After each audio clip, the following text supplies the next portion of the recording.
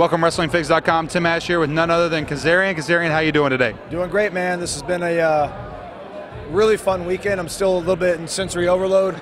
Comic-Con itself's a lot to take in. Oh, it is. You know, I'm still just kind of really getting the feel of it, but it's such a cool vibe out here, such a cool environment. We're the three of us that came out here are really in our element. And dude, I'm just enjoying the ride. It's fun. Yeah, I mean, you came out as Captain America just for the Comic-Con experience. Tell me a little bit about that. Well, I mean, you know, we decided we're coming out here. This is a once-a-year event.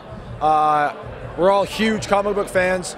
We figured, let's not just give them a normal wrestling match. Let's give them a little bit of character. We're all, so we did the Magneto, the Captain America, the whole thing.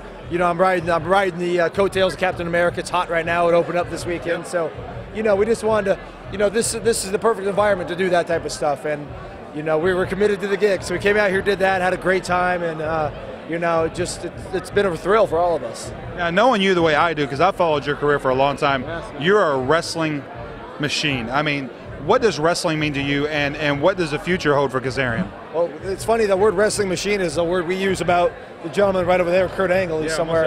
And, it's my passion, man. It's, the reason we're here and at the top level that we are at TNA Impact Wrestling is because we're passionate about it, and wrestling is my one love. They say if you love what you do, you'll never work a day in your life, and I haven't. Right. So it's, I continue to, I'm always a student of the game. I'm just continuing to learn and grow, and, my aspirations are the same as they were when I was 8 years old. I want to be world champion, and I want to do it in TNA Impact Wrestling, man. Well, one thing I've noticed that has come together is you've got wrestling fans at Comic-Con, which you wouldn't expect, but when you guys come out, what you do that's different than the artists that paint pictures is you are an artist as well. This ring is your canvas, and I mean you're the artist. So it absolutely is. I mean, there's so many.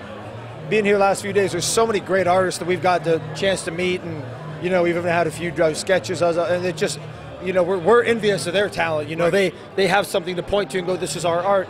For us, we have to point to a DVD or a videotape. How archaic is that? Right.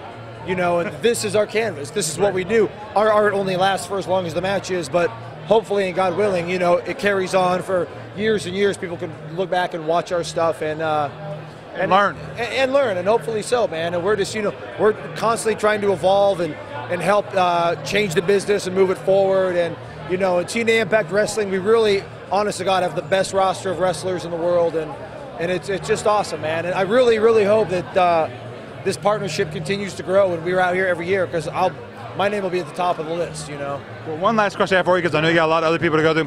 WrestlingFigs.com is all about wrestling figures. And I have a nice collection, and I'm sure you do. I want to ask you about your wrestling figure collection and who the favorite is in your piece.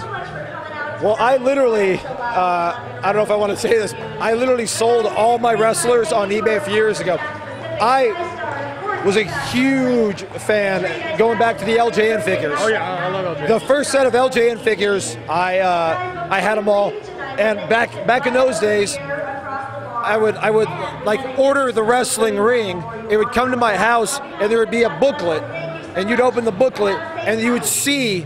This is long before the internet. Yeah. You would see the new series of wrestlers. I got that booklet. And I remember looking and going holy crap! Brutus Beefcake, Great Valentine, the British Bulldogs, and that was the only way you knew what guys were coming next. Right. So you had to wait and wait. You went into the store, and it was and back then, I mean, it's so different now. You go in, and there's 30 Kurt Angles, there's 20 Rob Van Dam. Back then, if you saw a Hillbilly Jim or whatever, you picked it up, man, because they were hard to find. I remember I had to special order the Hart Foundation. I had to special order the Blue Cage. Oh yeah.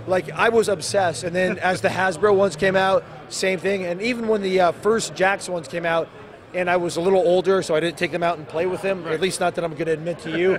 I still play with them. Okay, I actually saved them, and I kept them for all these years. And just in the last 5 years, I kind of got rid of them. I was like, I don't want to just hold on to them.